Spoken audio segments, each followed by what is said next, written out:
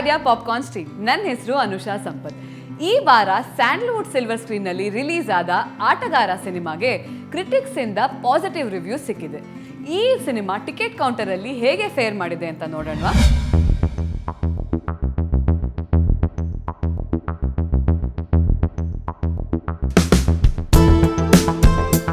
Dwarakish ಚಿತ್ರಾಸ್ರವರ 49ನೇ cinema ಆಟಗಾರ ಈ ವಾರ ರಿಲೀಸ್ ಆಗಿದೆ. ಇದು ಒಂದು ರೀತಿಯಲ್ಲಿ 10 ಜನ ಅಪರಿಚಿತರ ನಡುವಿನ ಕಥೆಯಾಗಿದೆ.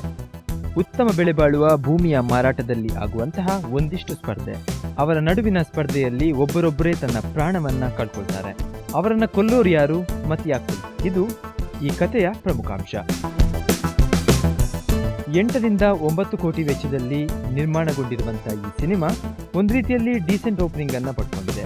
40 ರಿಂದ 50% ಬಾಕ್ಸ್ ಆಫೀಸ್ ನಲ್ಲಿ ಬಾಚಿಕೊಂಡಿದೆ. ಶುಕ್ರವಾರ ದಿವಸ 1.83 ಕ್ರೋರ್ಸ್, ಶನಿವಾರ 2.46 ಕ್ರೋರ್ಸ್, ಆದಿತ್ಯವಾರ 3.53 ಕ್ರೋರ್ಸ್.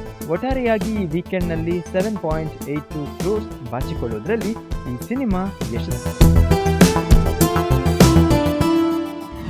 ಸೊ ಇದು ಆಟಗಾರ ಸಿನಿಮಾದ box office updates. For more updates from Sandalwood, keep visiting idea popcorn.